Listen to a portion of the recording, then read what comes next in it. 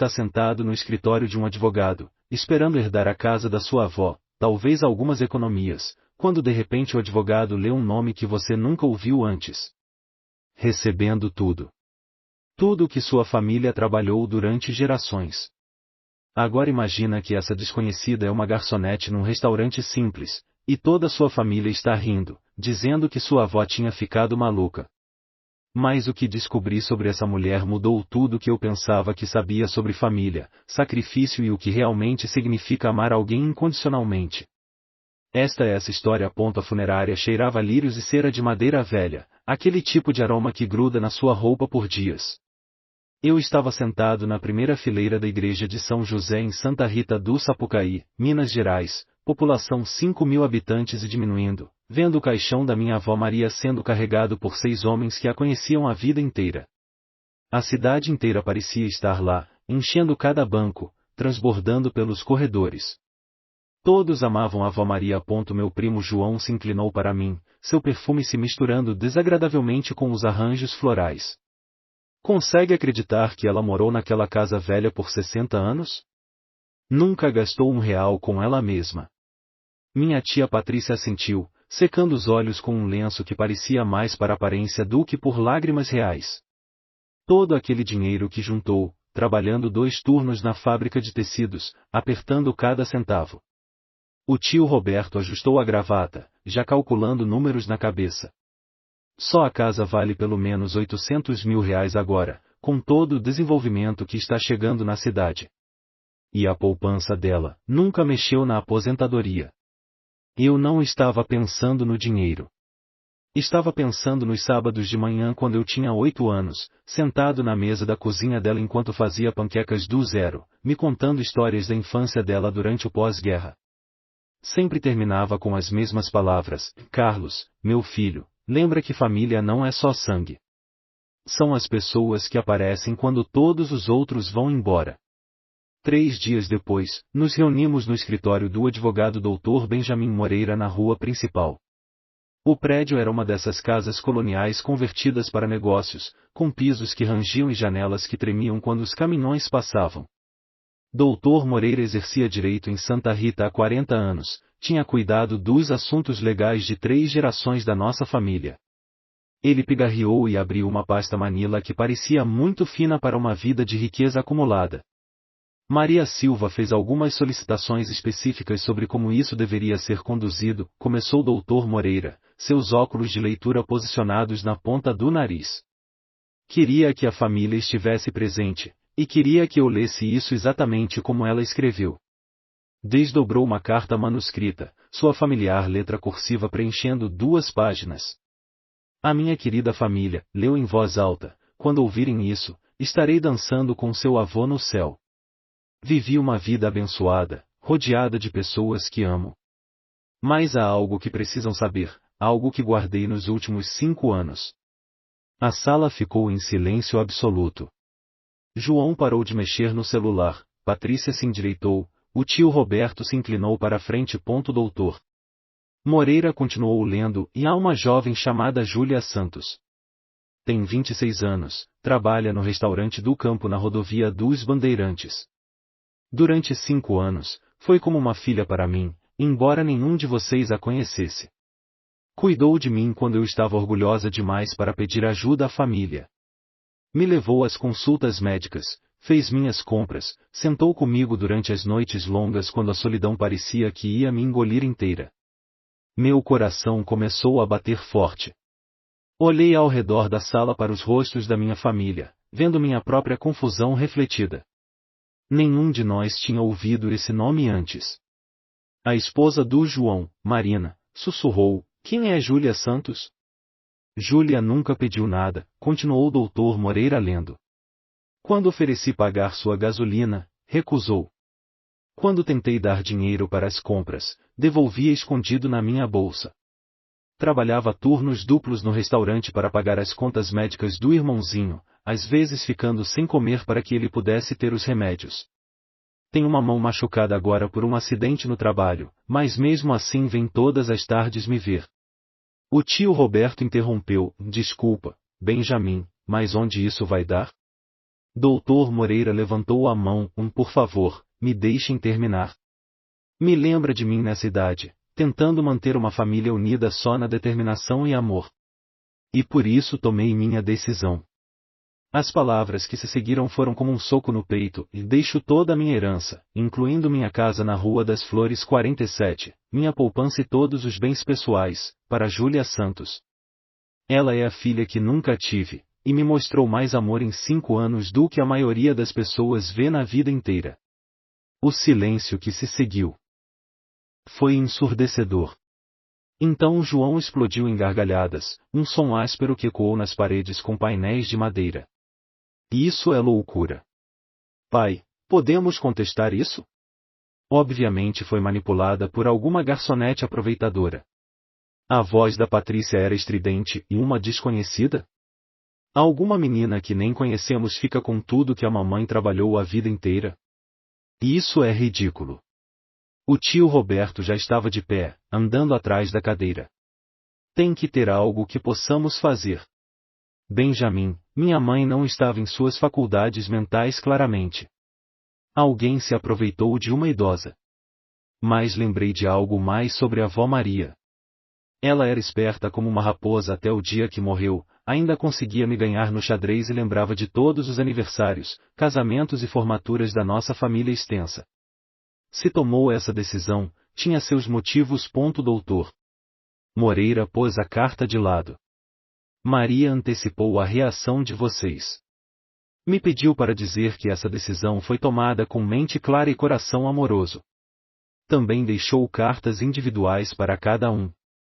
Distribuiu envelopes lacrados, cada um endereçado com sua cuidadosa caligrafia. Abri o meu imediatamente. Dentro havia uma página, e meu querido Carlos, começava: você é o único que poderia entender. Tem o coração do seu avô, e sempre viu as pessoas pelo que realmente são, não pelo que podem te dar. Júlia é especial, meu filho. Passou por mais dificuldades do que qualquer pessoa deveria enfrentar, mas nunca perdeu sua bondade. Encontre-a, converse com ela. Verá o que eu vi. Te amo sempre, vó Maria. Os outros estavam lendo suas cartas, os rostos ficando cada vez mais vermelhos. João amassou a dele e jogou no lixo. Chantagem emocional e manipulação. Isso é tudo. Patrícia estava chorando de novo, mas dessa vez as lágrimas pareciam genuínas. Diz que sabia que estávamos ocupados com nossas próprias vidas, que não queria ser um fardo. Como íamos saber que precisava de ajuda? A carta do tio Roberto parecia mais longa que as outras. Leu 2 vezes antes de dobrar cuidadosamente e colocar no bolso do paletó. Quando levantou o olhar, sua expressão tinha mudado. Menciona coisas específicas. Coisas que só ela saberia sobre minha infância, meus problemas com bebida, como me ajudou a sair há 20 anos. Não estava confusa. Sabia exatamente o que estava fazendo. A reunião terminou com o Dr. Moreira explicando o processo legal, como o testamento era sólido, como a avó Maria o tinha atualizado apenas 6 meses antes com avaliações completas de capacidade mental. Quando saímos para a tarde brilhante mineira, minha família já estava fazendo planos para contestar o testamento, contratar investigadores, provar que essa Júlia Santos era uma golpista. Mas eu tinha planos diferentes. Ia ao restaurante do campo. O restaurante do campo ficava num trecho da rodovia dos Bandeirantes que já viu dias melhores, provavelmente quando Getúlio ainda governava. O prédio era um desses restaurantes clássicos de beira de estrada, tudo azulejo e madeira rústica, com uma placa de neon que piscava entre aberto e inaberto. O estacionamento era asfalto rachado com mato crescendo, e todo lugar tinha aquela aparência desgastada de um negócio que se mantém de pé na pura teimosia. Estacionei meu carro alugado entre uma Kombi empoeirada e um sedã com mais tinta primer que cor original, respirei fundo o ar quente mineiro misturado com cheiro de cebola frita e café. Tinha ficado sentado no quarto do hotel por 2 horas, tentando descobrir o que ia falar para essa mulher que tinha herdado as economias de toda a vida da minha avó. Como você se aproxima de alguém que é essencialmente uma estranha, mas aparentemente conhecia sua avó melhor que você? A campainha sobre a porta tocou quando entrei, e o cheiro me atingiu imediatamente, gordura de bacon, café que tinha ficado tempo demais na cafeteira, e aquele cheiro particular de restaurante de 1000 refeições cozidas no mesmo espaço. O horário do almoço estava terminando, só alguns caminhoneiros no balcão e um casal de idosos dividindo um pedaço de torta numa mesa do canto atrás do balcão, limpando xícaras de café com uma toalha branca. Havia uma jovem com a mão esquerda enfaixada com um curativo volumoso que fazia cada movimento parecer desajeitado e doloroso. Tinha cabelo escuro preso num rabo de cavalo, sem maquiagem, e o tipo de olhos cansados que fala de turnos duplos demais e sono insuficiente. Mas quando levantou o olhar e sorriu para mim, todo o seu rosto se transformou. Boa tarde, sente onde quiser, já vou te atender. Seu sotaque era puramente mineiro, provavelmente nascida e criada aqui mesmo em Santa Rita. Me acomodei numa mesa perto da janela, a madeira rangendo sob meu peso, e a observei servir café para os caminhoneiros, cada movimento cuidadoso e deliberado por causa da mão machucada.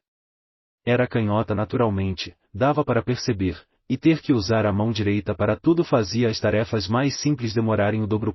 Quando veio com um cardápio e uma xícara de café, tive minha primeira olhada de perto da Júlia Santos.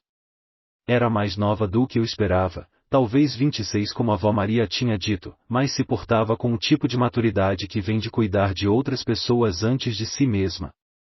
O curativo da mão estava limpo, mas desgastado, como se tivesse sido trocado recentemente. Café para começar? Perguntou, já alcançando a cafeteira com a mão boa. Por favor. A observei servir, notei como segurava a xícara com a mão machucada apesar do que devia ser uma dor considerável. Isso parece doloroso. Como machucou a mão? Olhou para o curativo, deu de ombros como se não fosse nada. Acidente de cozinha algumas semanas atrás. Peguei uma panela quente sem pensar. Só uma dessas coisas bobas que você faz quando está cansada. Pôs a cafeteira com cuidado. Você não é daqui, né? Conheço a maioria dos clientes habituais. Sou de São Paulo. Originalmente daqui, só visitando. Tomei um gole de café, surpreendentemente bom para um restaurante de cidade pequena. Sou o Carlos Silva. Maria Silva era minha avó. A mudança na expressão dela foi imediata e devastadora. Seu rosto empalideceu, o sorriso praticado de garçonete desapareceu, e por um momento pensei que ela poderia derrubar a cafeteira. Colocou-a com mãos trêmulas e se sentou na mesa na minha frente. Meu Deus, sussurrou. Carlos. Ela falava de você o tempo todo. Trabalha com marketing em São Paulo, tem 28 anos, adora filmes clássicos e faz o melhor ovo mexido que ela já provou. Lágrimas já estavam se formando em seus olhos. Sinto muito. Queria ter ido ao enterro, mas tinha que trabalhar, e não achei que deveria estar lá com a família. A maneira como disse família, como se não fosse parte dela, como se fosse uma estranha olhando de fora, e fez algo se contorcer no meu peito. Aqui estava alguém que aparentemente tinha passado 5 anos cuidando da minha avó, e sentia que não pertencia ao funeral. Você deveria ter estado lá, eu disse. Claramente ela se importava muito com você. Júlia enxugou os olhos com a mão boa, olhou ao redor para ter certeza de que nenhum outro cliente precisava de algo. Ela era a pessoa mais maravilhosa que já conheci. Não consigo acreditar que se foi. Fico pensando que deveria ligar para ela, ou passar lá depois do meu turno. Como se talvez se eu batesse na porta dela, ela abrisse e me oferecesse chá gelado e contasse histórias dos velhos tempos. Como a conheceu? Um pequeno sorriso voltou ao seu rosto. 5 anos atrás, estava voltando do trabalho a pé uma noite, e estava chovendo, e meu carro tinha quebrado de novo. Dona Maria estava parada no jardim da frente de roupão e chinelos, tentando arrastar a lixeira da calçada. O vento tinha virado ela, lixo espalhado por todo lado, e ela não conseguia dar conta sozinha. A voz da Júlia se suavizou enquanto lembrava. A ajudei a limpar tudo, e ela me convidou para tomar um café. Acabei ficando 3 horas, ouvindo ela falar do marido falecido, de você e sua família, de crescer durante o pós-guerra. E você continuou visitando ela? A cada poucos dias no início, depois quase todo dia. Ela estava tão sozinha, Carlos. Sua avó era essa mulher incrivelmente forte e independente, mas estava sozinha. Se iluminava toda vez que alguém a visitava, e dava para ver que não recebia muitas visitas. Isso doía porque era verdade. Nenhum de nós visitava a avó Maria regularmente. Eu vinha no Natal e talvez um fim de semana no verão, sempre prometendo ligar mais, visitar mais, mas ficava preso no trabalho e na vida em São Paulo. Ela mencionou que você tem um irmão. A expressão da Júlia se endureceu. Meu irmãozinho Diego. Tem fibrose cística, precisa de cuidado médico constante. Meus pais morreram num acidente de carro quando eu tinha 19 anos, e estou cuidando dele desde então. Está num centro de cuidados agora, tratamento especializado, mas custa. Fez um gesto vago. Mais do que ganho aqui, mesmo com as horas extras. Por isso você trabalha tanto? Diego é tudo que me resta de família. Dona Maria entendia isso. Ela também tinha perdido gente, sabia como é ser responsável por alguém que não pode cuidar de si mesmo. Júlia olhou pela janela para o estacionamento. Tentou ajudar com as contas médicas do Diego, mas não podia deixar ela fazer isso. Não me parecia certo, pegar dinheiro de uma idosa com aposentadoria fixa. Pensei no que Dr. Moreira tinha dito, como Júlia recusava dinheiro para gasolina e comida. Mas você deixou ela te dar outras coisas. Me fazia levar comida para casa às vezes, dizia que tinha cozinhado demais só para ela. E no Natal, me dava presentes para o Diego, coisinhas, brinquedos ou livros. Dizia que era o que as avós faziam. A voz da Júlia se quebrou um pouco. Se fazia chamar de avó honorária dele. A imagem que estava emergindo não era nada como o que minha família tinha assumido. Essa não era alguma aproveitadora calculista. Essa era uma jovem que se encontrou cuidando de uma vizinha idosa por simples bondade humana, que tinha formado um vínculo genuíno que durou 5 anos. Júlia, preciso te contar algo. A leitura do testamento foi ontem. Todo seu corpo se enrijeceu. O testamento? Minha avó deixou tudo para você. A casa dela, as economias, tudo. Por um momento, Júlia não reagiu. Então começou a balançar a cabeça. Não. Não pode estar certo. Ela tem família, tem você.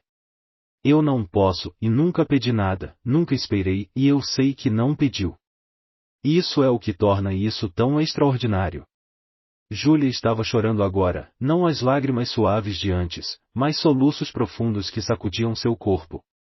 Não posso pegar a casa dela, Carlos. Essa é a casa da família de vocês. Sua avó me contou histórias sobre seu avô construindo aquela mesa de cozinha, sobre você aprendendo a andar de bicicleta naquela entrada. Não posso, e estendi a mão pela mesa e peguei sua mão boa. Júlia, ela queria que você tivesse. Escreveu cartas para todos nós, explicando a decisão dela. Disse que você era como uma filha para ela. Mas sua família deve me odiar. Devem pensar que sou algum tipo de, e estão chateados, admiti. Mas isso não é culpa sua. Minha avó tomou a decisão dela, e tomou por boas razões. Júlia retirou a mão, se levantou abruptamente. Preciso voltar ao trabalho. Não consigo pensar nisso agora. Tenho mesas para atender, e meu turno só termina às 10. A observei se afastar, sua mão machucada aninhada contra o lado, e entendi por que minha avó tinha amado essa mulher. Júlia Santos não estava pensando no dinheiro ou na casa. Estava pensando em voltar ao trabalho, em cuidar de suas responsabilidades, nas necessidades de outras pessoas antes das suas. Exatamente como a avó Maria sempre fez. Passei a manhã seguinte dirigindo por Santa Rita, vendo minha cidade natal com olhos diferentes. A fábrica de tecidos onde a avó Maria tinha trabalhado por 30 anos estava fechada agora, janelas tapadas, estacionamento vazio exceto por mato crescendo entre as rachaduras. A loja de ferragens onde ela comprava suprimentos de jardinagem ainda estava aberta, administrada pela mesma família que a possuía há gerações. Velho Pedro Oliveira estava atrás do balcão, igual a quando eu era criança. Me reconheceu imediatamente. Carlos Silva. Não te vejo há uma eternidade. Sinto muito pela sua avó, filho. Era boa gente.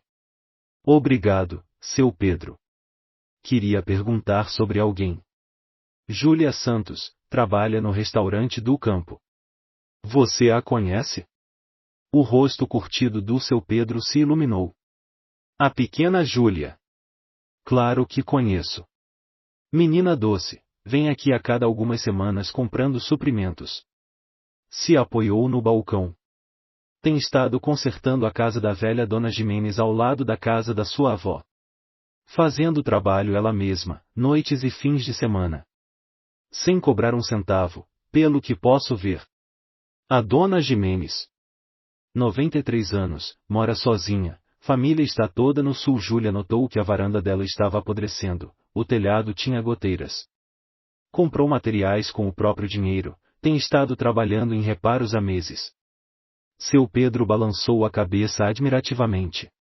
A menina trabalha no restaurante o dia todo, depois vai lá com uma caixa de ferramentas. A maioria das pessoas da idade dela não sabe que ponta do martelo segurar. Isso era novidade para mim. Como você sabe tudo isso? Porque ela vem perguntando sobre como consertar coisas, que tipo de madeira usar, como remendar um telhado. Tem se ensinado através de vídeos do YouTube pedindo conselhos para qualquer um que escute. Seu Pedro tirou um caderninho. Leva uma lista de tudo que compra, diz que está levando as contas para poder pagar a Dona Jimenez quando se acertar financeiramente. Claro, a Dona Jimenez não sabe nada sobre a Júlia gastando o próprio dinheiro. Deixei a loja de ferragens e dirigi para o endereço que seu Pedro tinha mencionado, uma casa pequena ao lado da casa da avó Maria. O contraste era marcante. A casa da avó Maria parecia exatamente como lembrava, bem cuidada com tinta fresca e jardim arrumado. Mas a casa da Dona Jimenez ao lado obviamente tinha estado em declínio até recentemente. A varanda tinha tábuas novas misturadas com as velhas, sinal claro de reparos em andamento. O telhado tinha remendos de telhas novas, e alguém tinha pintado recentemente a porta da frente. Havia uma Kombi pequena na entrada, e podia ouvir marteladas vindas do quintal. Segui o som e encontrei Júlia numa escada, tentando pregar um pedaço solto de madeira de volta no lugar com sua mão boa. Era trabalho difícil, tornado perigoso por sua lesão, mas estava determinada a terminar o serviço. Não me notou até eu falar. Você vai se machucar pior fazendo isso com uma mão. Ela se sobressaltou, quase derrubando o martelo, e estendi a mão para estabilizar a escada. Carlos. O que você está fazendo aqui? Procurando respostas. Posso segurar isso para você? Desceu, limpando o suor da testa com a manga. Quase terminando. A Dona Jimenez. Tem se preocupado com essa peça se soltando na próxima tempestade. Seu Pedro Oliveira me disse que você tem trabalhado nesta casa há meses. Júlia parecia envergonhada. Não é grande coisa. O trabalho precisava ser feito, e a Dona Jimenez não pode pagar para contratar alguém. Vive da aposentadoria, mal cobre os remédios dela. E você está pagando os materiais? São só algumas centenas de reais aqui e ali. Júlia pôs o martelo numa pequena caixa de ferramentas que parecia ter visto muito uso. A Dona Jimenez não sabe. Ela pensa que a igreja está ajudando com os reparos. Não queria que ela se sentisse mal por aceitar ajuda. Olhei ao redor do quintal, notei outros sinais de trabalho recente. Uma pequena horta que não estava lá antes, vedação nova ao redor das portas, uma caixa de correio recém-pintada. Quantas pessoas você está cuidando, Júlia? Ela não respondeu diretamente. A Dona Jimenez faz a melhor torta de maçã da cidade. Me traz um pedaço às vezes quando estou trabalhando aqui. Diz que é pagamento pelos reparos. Caminhamos para a frente da casa, e notei algo mais. Esse é o carro da avó Maria na entrada. O rosto da Júlia corou. Me deixava pegar emprestado às vezes. Quando meu carro quebrava, que era bem frequente. Dizia que ele só ficava parado na garagem, que precisava ser dirigido. Procurou as chaves no bolso. Provavelmente deveria devolver agora. Quer dizer, acho que me pertence agora, mas isso não parece certo. Júlia, podemos sentar em algum lugar e conversar? Conversar de verdade? Olhou o relógio. Tenho que estar no trabalho em 2 horas. Isso é importante. Terminamos na varanda da frente da Dona Jimenez, sentados em 2 cadeiras de balanço velhas que Júlia obviamente tinha consertado. A vista dava diretamente para a casa da avó Maria, e pude ver como ela teria notado coisas daqui, visto quando minha avó precisava de ajuda. Me conta sobre o dia que a conheceu, eu disse. A história real. Júlia ficou quieta por um longo momento, balançando lentamente na cadeira. Menti ontem. Não completamente, mas deixei coisas de fora. Respirou fundo. 5 anos atrás, não estava só caminhando para a casa do trabalho. Estava caminhando porque tinham tomado meu carro. Tinha perdido os pagamentos tentando me manter em dia com as contas médicas do Diego. Estava trabalhando 2 empregos, o restaurante limpando escritórios à noite, mas ainda não era suficiente. Continuou, estava chovendo, e eu estava chorando. Tinha acabado de receber uma ligação do centro de cuidados dizendo que precisavam de mais um pagamento ou teriam que dar alta ao Diego. Não sabia onde ia conseguir o dinheiro, e estava com medo. E então vi essa senhora idosa de roupão, tentando lidar com lixo voando por todo o seu quintal. Você a ajudou. Quase não ajudei. Estava molhada e miserável e sentindo pena de mim mesma. Mas ela parecia tão frustrada, e o vento estava piorando. Júlia sorriu ao lembrar. Quando terminamos de limpar tudo, ela me olhou chorando e disse, querida, você parece que precisa de um café e alguém para te escutar. Ponto. E você contou sobre o Diego? No começo não. Só sentei na cozinha dela, bebendo café e deixando ela falar. Tinha fotos por toda parte, me contou histórias sobre cada uma. Quando chegou às suas fotos, se iluminou como uma árvore de Natal e falou de como estava orgulhosa de você, de como tinha feito algo de si mesmo na cidade grande. Isso me fez sentir pior, não melhor. Quando contou sobre seu irmão? Na 3ª vez que a visitei. Ela notou que eu parecia cansada, perguntou se estava tudo bem. Acabei chorando de novo, contando sobre a condição do Diego, sobre as contas médicas, sobre como sentia que estava falhando com ele. A voz da Júlia se suavizou. Ela ouviu a história toda, não julgou, não ofereceu conselhos que eu não pedi. Só ouviu. E então começou a ajudar. Não dinheiro, não no começo. Me convidava para jantar, sempre fazendo comida demais, depois insistindo que eu levasse as sobras para casa. Encontrava razões para me dar coisas, e um casaco que dizia que não servia mais, livros para o Diego, cartões presente que alegava ter recebido de presente mas nunca usaria. Estava começando a entender a estratégia da minha avó. Tinha encontrado maneiras de ajudar sem fazer Júlia se sentir como caridade. Quando se tornou mais que isso?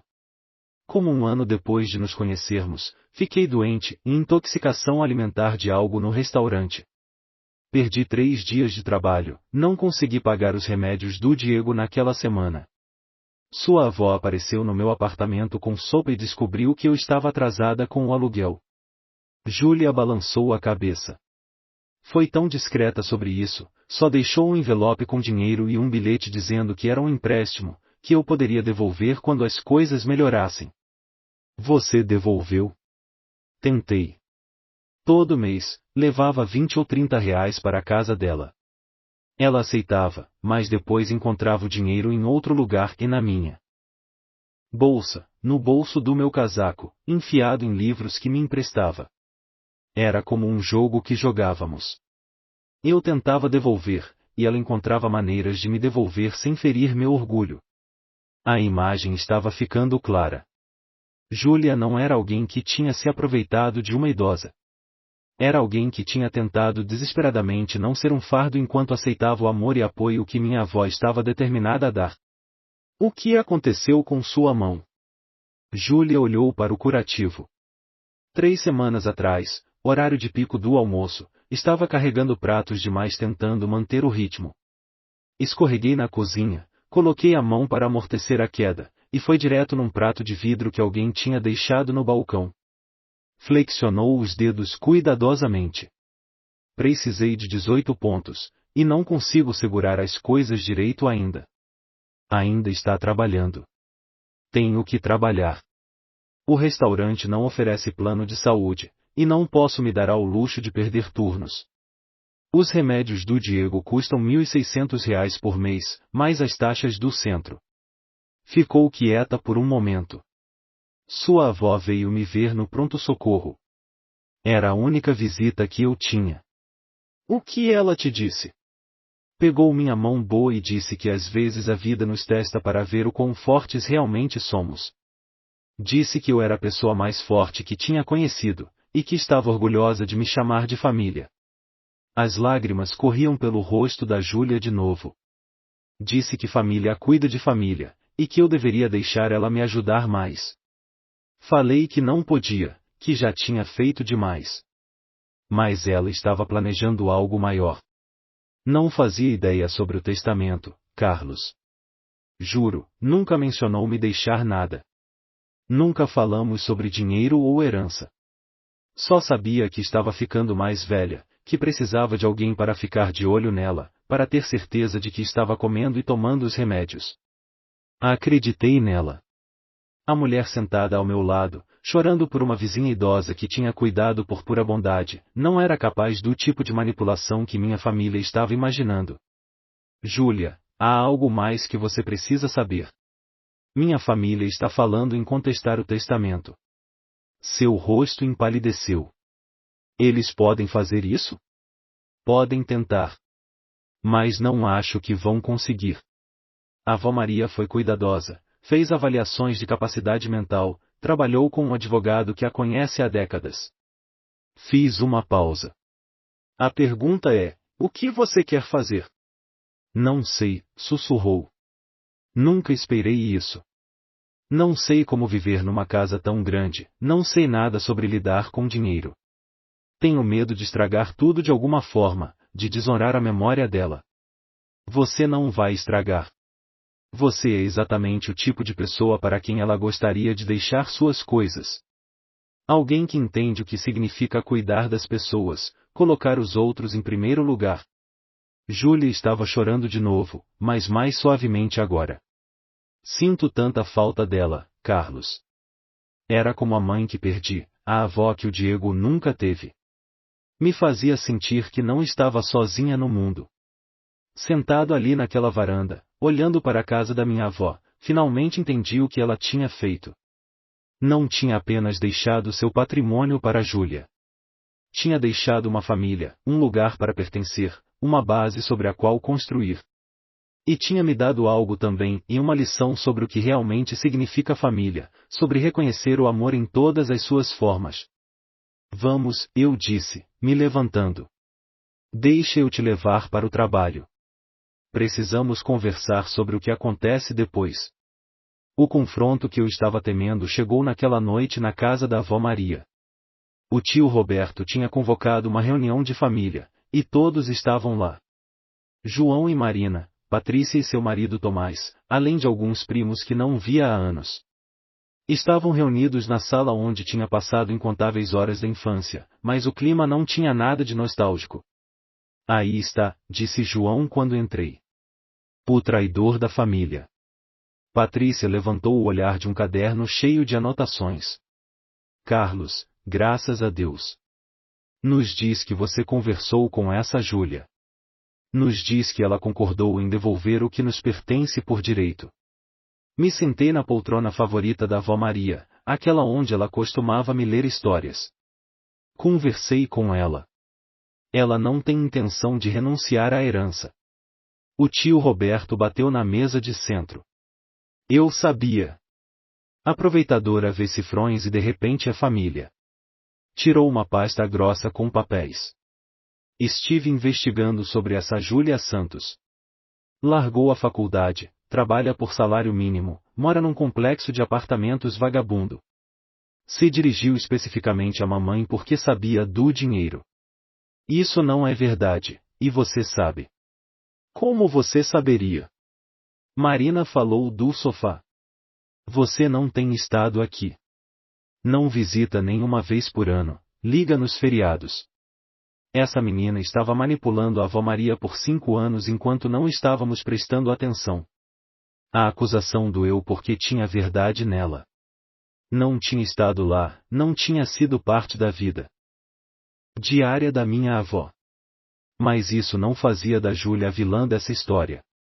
Algum de vocês foi no restaurante do campo? Perguntei. Vocês conheceram realmente a Júlia? Não precisamos conhecer ela, disse Patrícia. Conhecemos o tipo dela. Jovem, bonita, se aproveitando de idosos sojinhos. É um golpe clássico.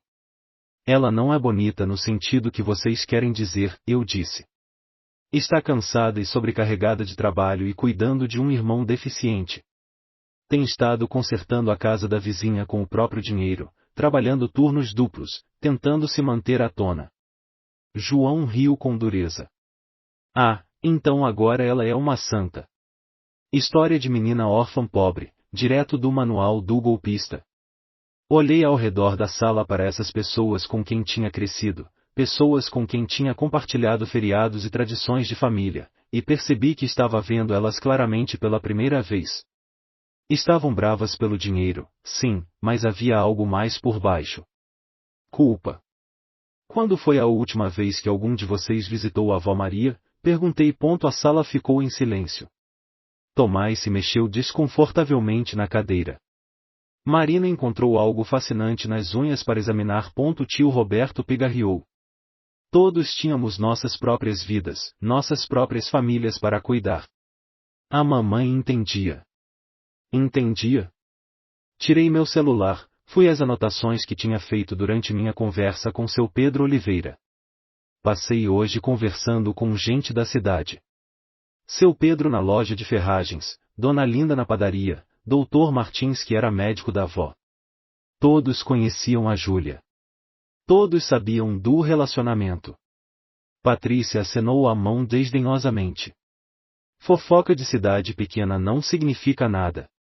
Dr. Martins me disse que a avó Maria colocou Júlia como seu contato de emergência há 2 anos, continuei. Dona Linda disse que Júlia fazia as compras da avó toda semana, sempre pagava com o próprio dinheiro e comprava comida extra para encher a despensa da avó. Seu Pedro disse que Júlia estava na loja dele todo fim de semana, comprando suprimentos para consertar a casa da Dona Jimenez. Então estava construindo uma reputação, disse João. Se fazendo parecer boa para os vizinhos. Parte do golpe longo. Me levantei, caminhei até a estante onde a avó Maria guardava suas fotos de família. Havia fotos de todos nós em várias idades, mas notei algo novo. Uma pequena foto emoldurada da Júlia e um jovem com tubos de oxigênio no nariz, os dois sorrindo para a câmera. Este é o Diego, disse, segurando a foto. O irmão da Júlia. Tem fibrose cística. A avó Maria guardava a foto dele na estante junto com as nossas. A expressão do tio Roberto se suavizou ligeiramente, mas balançou a cabeça. Olha, Carlos, sinto pelo menino doente, mas isso não muda a situação legal. Essa menina manipulou nossa mãe para deixar tudo para ela. E se ela não fez? Me sentei de novo, me inclinei para a frente. E se a avó Maria tomou essa decisão porque queria? E se viu algo na Júlia que lembrou ela de si mesma nessa idade? Como o quê? Exigiu Patrícia. Como alguém disposta a sacrificar tudo pela família. Alguém que coloca as necessidades de outras pessoas na frente das suas. Alguém que entende que amor não é sobre o que você recebe, mas sobre o que você dá. O silêncio se estendeu. João foi o primeiro a quebrar. Mesmo se isso for verdade, não significa que ela deveria herdar tudo. Somos família de sangue. Temos direito. Temos. Olhei ao redor da sala de novo. Quantas vezes você ligou para a avó Maria no ano passado, João? Ele não respondeu. Patrícia, Quando foi a última vez que você convidou ela para jantar? Dia de Ação de Graças. Páscoa. E você, tio Roberto? Quando foi a última vez que passou uma tarde só sentado com ela, ouvindo as histórias dela? O rosto do tio Roberto estava ficando vermelho. Isso não é justo, Carlos. Você mora em São Paulo, é igualmente culpado. Você está absolutamente certo. Sou culpado. Deixei que trabalho e distância e meu próprio egoísmo me impedissem de ser o neto que ela merecia. Mas pelo menos não estou tentando punir alguém mais por preencher o vazio que deixei. Marina falou, sua voz defensiva. Todos amávamos a avó Maria. Estamos aqui, não estamos? Viemos para o funeral. Júlia queria vir ao funeral, disse baixinho. Trabalhou um turno duplo naquele dia porque não podia se dar ao luxo de folgar. Mas teria estado aqui se pudesse. Teria estado na primeira fila, chorando mais alto que qualquer um de nós. Patrícia estava chorando agora, lágrimas reais dessa vez.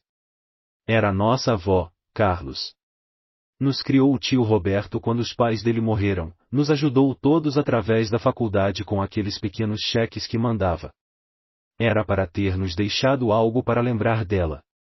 Ela deixou algo para vocês, disse. Deixou o conhecimento de que quando precisou de ajuda, quando estava sozinha e com medo e envelhecendo, alguém estava lá. Alguém se importou o suficiente para aparecer todo dia. Alguém a amou o suficiente para colocar as necessidades dela em primeiro lugar. A sala ficou silenciosa exceto pelos soluços da Patrícia e o tic-tac do relógio de pêndulo que estava nessa sala há 40 anos. Tio Roberto falou primeiro, sua voz abafada. O que você está dizendo, Carlos? Que deveríamos simplesmente aceitar isso? Nos afastar de toda a herança da nossa mãe? Estou dizendo que deveríamos confiar no julgamento dela. Era a pessoa mais inteligente e amorosa que qualquer um de nós conheceu. Se escolheu a Júlia, tinha boas razões. Mas o dinheiro, disse João fracamente. A casa. Vale tanto. Para quem? Me levantei de novo, caminhei até a janela que dava para o jardim da frente onde tinha aprendido a andar de bicicleta, onde a avó Maria tinha me empurrado num balanço de pneu. Essa casa nunca foi sobre dinheiro para ela. Era sobre família, sobre ter um lugar onde as pessoas pertencessem. Júlia precisa pertencer a algum lugar. Tem cuidado de todo mundo a vida adulta inteira. Talvez seja hora de alguém cuidar dela. Tomás, que tinha ficado quieto durante toda a conversa, finalmente falou. E o Diego? O menino com fibrose cística? O que acontece com ele? Júlia usa a herança para pagar o cuidado médico dele, disse. Pode manter o irmão saudável e seguro, talvez até trazer ele para casa para morar com ela numa casa grande o suficiente para o equipamento dele. Isso é o que a avó Maria teria querido. Uma família cuidando de família. O silêncio que se seguiu foi diferente dessa vez, reflexivo em vez de bravo. Podia ver a luta interna nos rostos de todos, a decepção sobre o dinheiro lutando com o reconhecimento de que talvez, só talvez, a avó Maria tinha tomado a decisão certa. Marina foi a primeira a falar. Quero conhecer ela. Todos se viraram para olhar para ela. João franziu a testa. O quê? Se vamos aceitar isso, se realmente vamos deixar uma estranha herdar tudo, quero conhecer ela. Quero ver por mim mesma que tipo de pessoa ela é. Patrícia assentiu lentamente. É justo. Acho que todos deveríamos. O tio Roberto olhou ao redor da sala, viu a mudança de humor. Tá bom. Mas ainda acho que deveríamos ter nosso advogado revisando o testamento, nos certificando de que tudo foi feito apropriadamente. Não para contestar, acrescentou rapidamente, só para ter certeza de que a mamãe não foi pressionada ou confundida. Ela não foi, disse.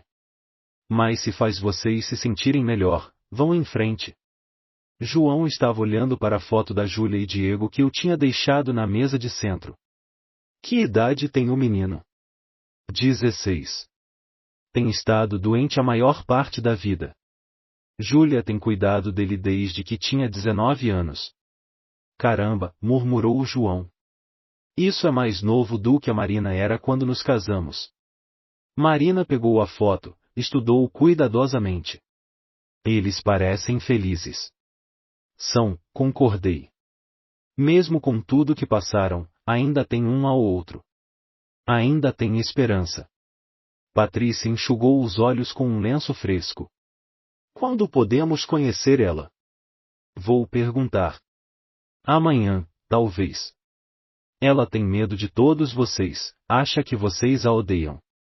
Não odiamos ela, disse o tio Roberto lentamente. Só não entendemos.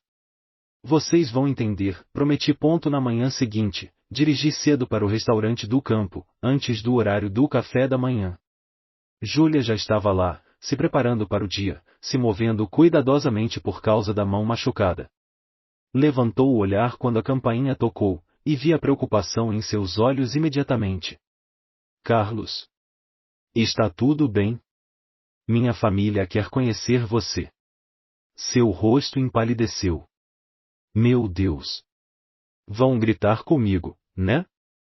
Vão me dizer que sou uma pessoa terrível por pegar o dinheiro da avó deles? Alguns podem. Mas não todos, e não por muito tempo. Me acomodei na mesma mesa que tínhamos ocupado 2 dias antes. Júlia, eles não são pessoas más. Só estão machucados e confusos. Amaram a avó Maria também, e estão tentando entender por que ela tomou a decisão que tomou. Não sei o que dizer para eles. Não sei por que ela me escolheu também. Você sabe sim. Sabe exatamente por que ela te escolheu. Só não quer admitir o quão especial você é. Júlia se afastou, se ocupou limpando mesas que já estavam limpas. Não sou especial, Carlos. Só sou alguém que por acaso morava no lugar certo na hora certa. Você é alguém que viu uma senhora idosa lutando com o lixo dela na chuva e parou para ajudar. Você é alguém que trabalhava turnos duplos para pagar remédios do seu irmão e ainda encontrava tempo para consertar a casa da vizinha. Você é alguém que recusou o dinheiro de uma mulher que queria te ajudar porque achou que ela precisava mais. Qualquer pessoa teria feito o mesmo. Não, não teriam. Esse é o ponto. Isso é o que te tornou especial para ela. A multidão do café da manhã começou a entrar, e caminhoneiros e trabalhadores do turno cedo que conheciam Júlia pelo nome, que perguntaram sobre sua mão e seu irmão, que deixaram gorjetas maiores quando acharam que ela não estava olhando. Essa era a comunidade dela. Essa gente que a tinha visto trabalhar e lutar e nunca reclamar. Que horas você sai hoje? Às 4. Por quê? Porque minha família vem aqui às 4:30. Querem conhecer você, entender quem você é e por que a avó Maria te amou. As mãos da Júlia tremeram enquanto servia café para um caminhoneiro no balcão. Não consigo fazer isso, Carlos. Não consigo sentar lá enquanto me fazem perguntas e me julgam. Não sou boa falando com pessoas sobre coisas pessoais. Você falou comigo. Isso foi diferente. Você também a amava. Entende como é sentir falta dela. Eles entendem isso também, mesmo se não mostram muito bem.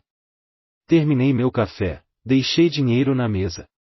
Júlia, você não tem que justificar amar minha avó, e não tem que se desculpar por aceitar o amor dela de volta. Só seja você mesma. Conte a verdade. Isso é tudo que ela teria pedido de você. Às 4:25 daquela tarde, estava sentado no restaurante do campo com toda a minha família estendida espremida em 2 mesas.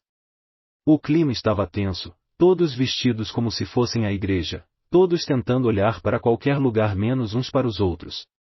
João continuava checando o celular, Patrícia estava reorganizando o conteúdo da bolsa, o tio Roberto estava lendo a mesma página de um jornal repetidas vezes.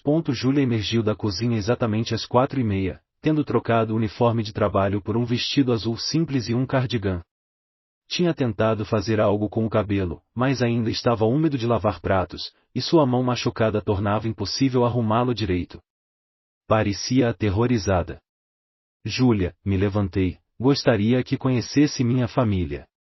O que se seguiu foi a rodada de apresentações mais constrangedora da história familiar.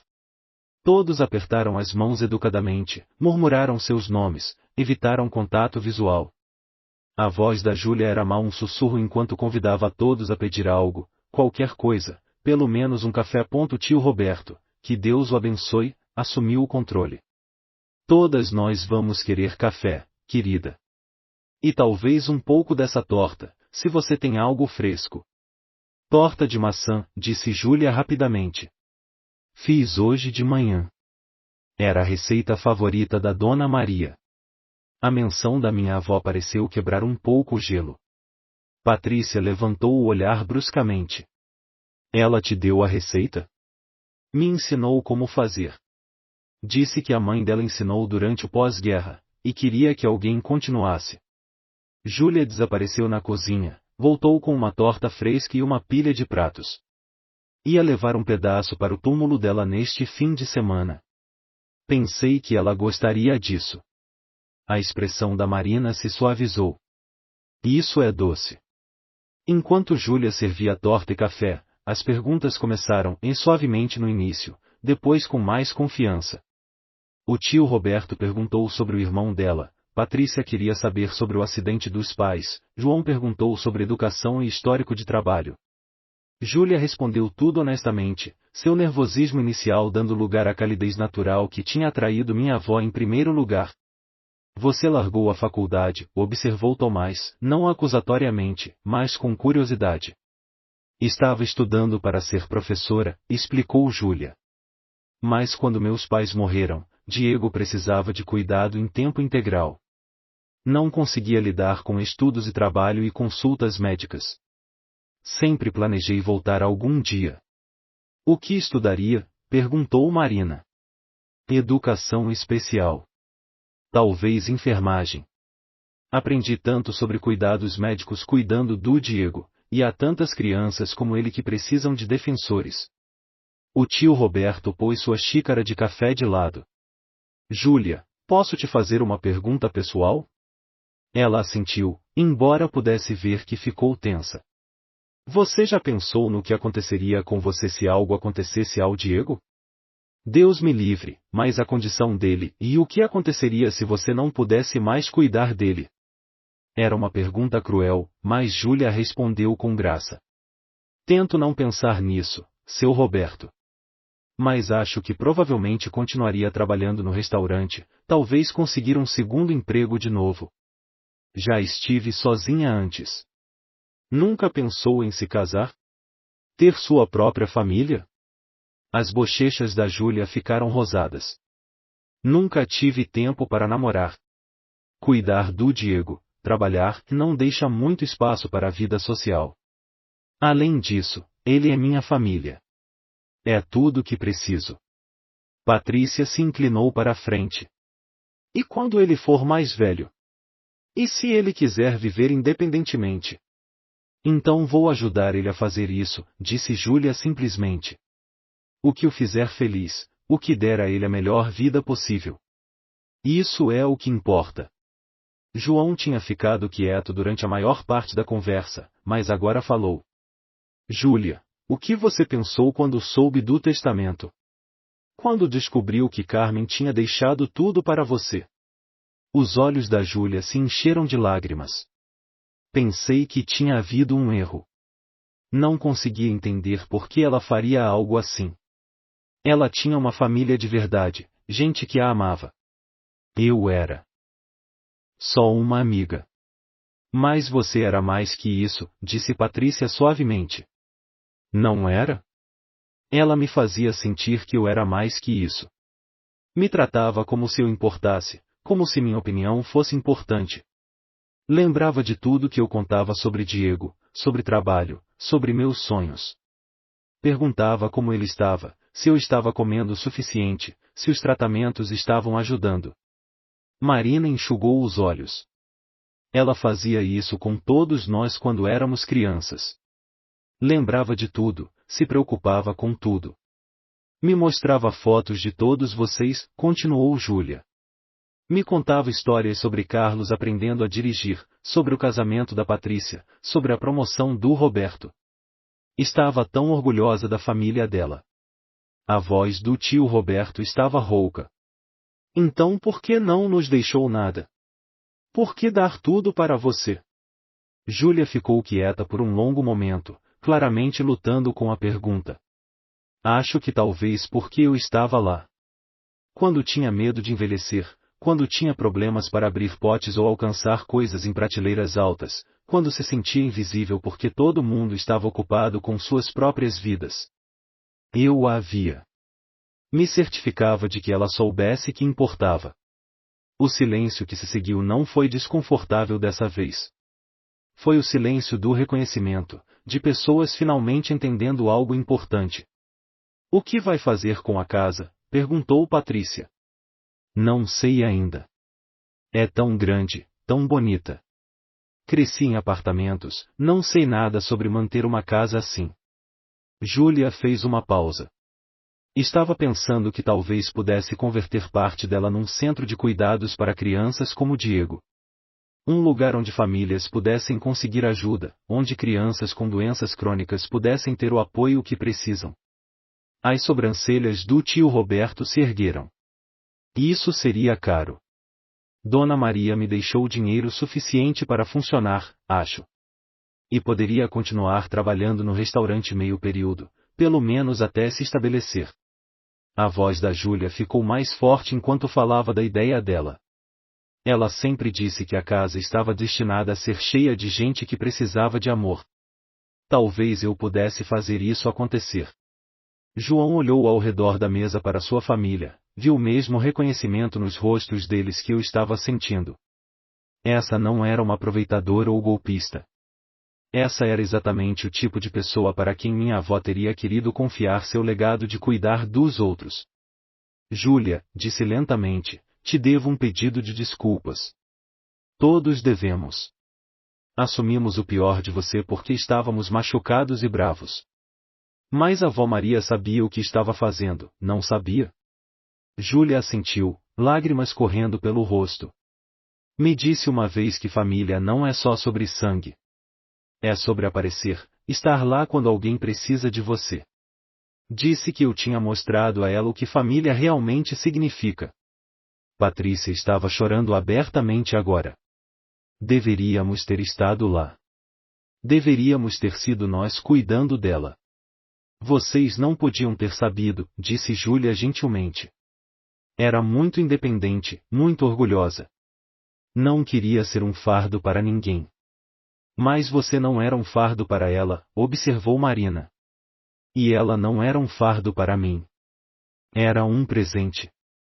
O mais próximo de uma mãe que tive desde que perdi a minha. O tio Roberto tirou a carteira, extraiu um cartão de visita. Júlia, vou te dar o nome do meu advogado e do meu contador. Eles vão te ajudar a gerenciar a herança apropriadamente, garantir que ninguém se aproveite de você. Não posso pagar assessoria jurídica. Não precisa. É família.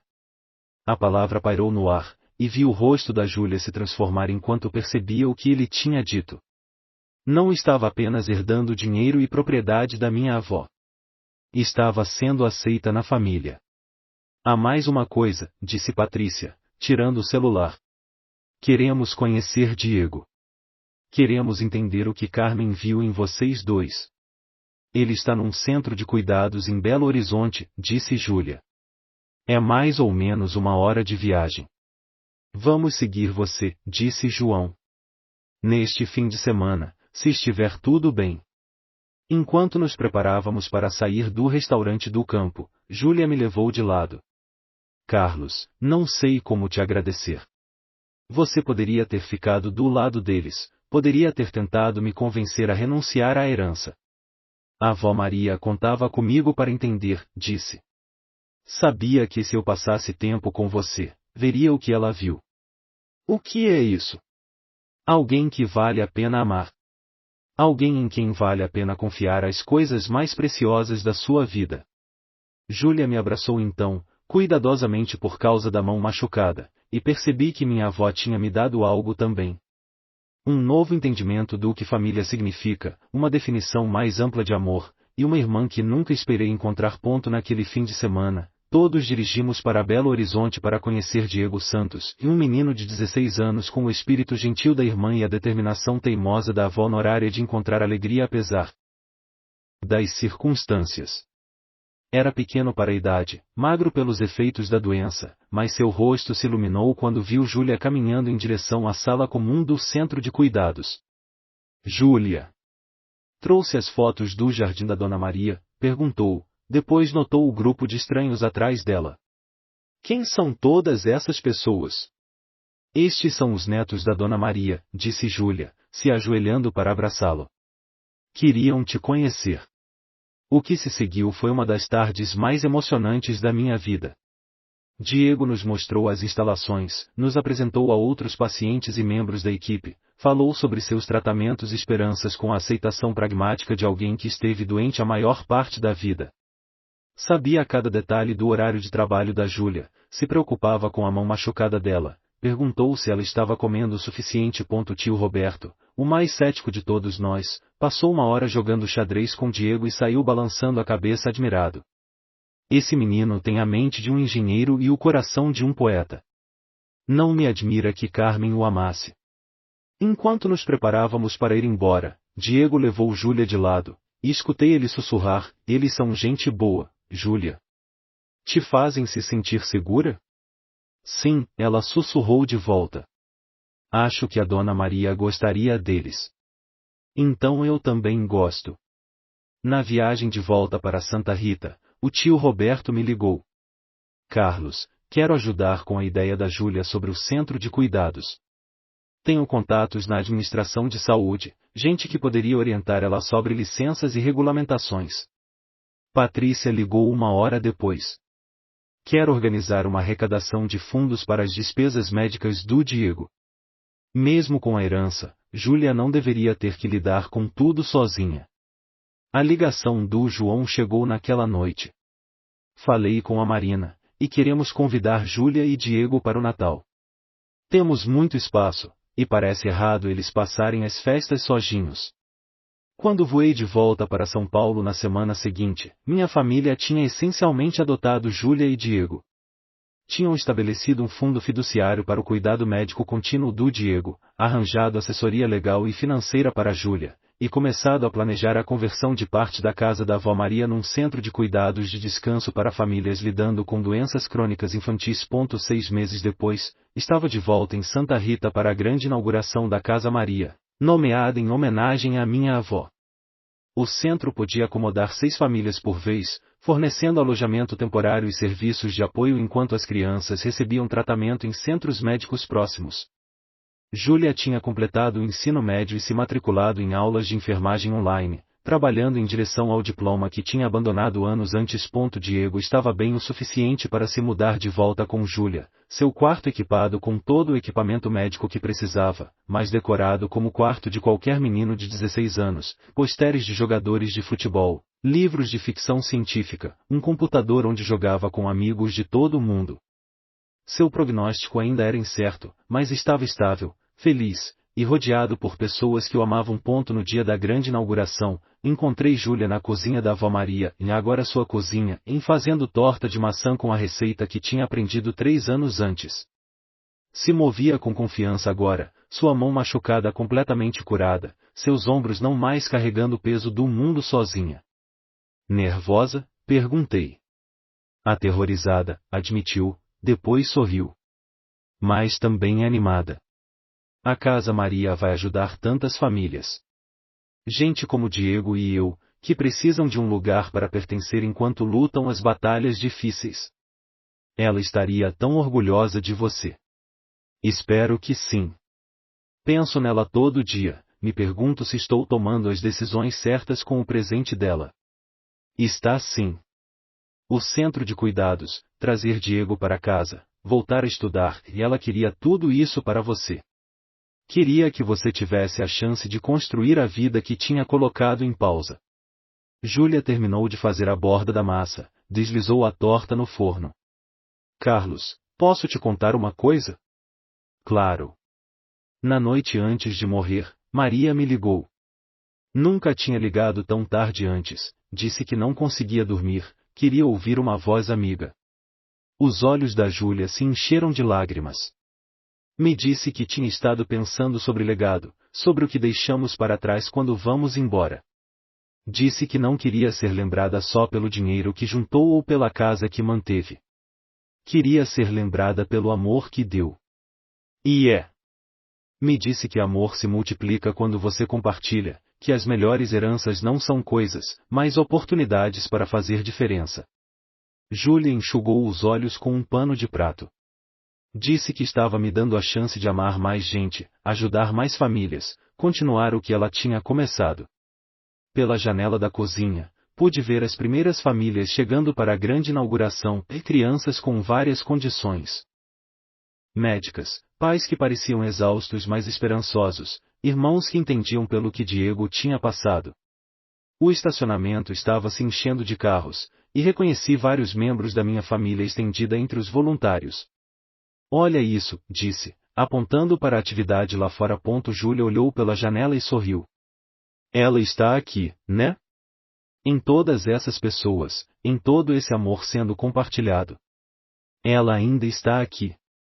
Sempre estará. Enquanto assistíamos, Diego apareceu no quintal dos fundos, guiando um grupo de crianças da idade dele pelo parque que tinha sido construído com doações da comunidade.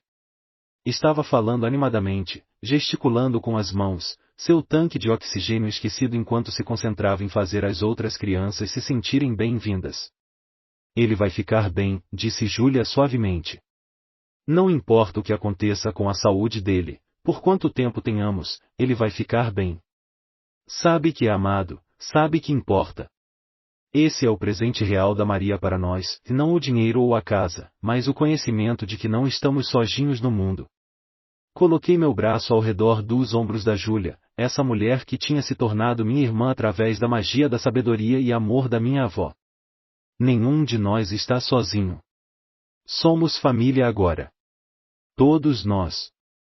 O timer apitou, e Júlia tirou a torta do forno, endourada e cheirando a memórias de infância e novos começos. Enquanto a levávamos para fora para compartilhar com as famílias reunidas para celebrar a Casa Maria, percebi que minha avó tinha alcançado algo extraordinário. Tinha criado um legado que duraria mais que qualquer prédio ou conta bancária. Nos ensinou que a herança mais valiosa não é dinheiro, é a capacidade de amar, de se sacrificar, de aparecer para as pessoas que precisam de nós. E no final, esse é um presente que continua dando, uma geração por vez. Se essa história tocou seu coração, se te lembrou de alguém especial na sua própria vida, por favor aperte o botão de inscrever-se e o sininho de notificações. Seu apoio nos ajuda a compartilhar mais histórias sobre o poder do amor, família, e as formas inesperadas que as pessoas chegam em nossas vidas para mudar tudo. Dê um like, inscreva-se, compartilhe isso com alguém que precisa ouvir hoje, e nos deixe saber nos comentários o que família significa para você.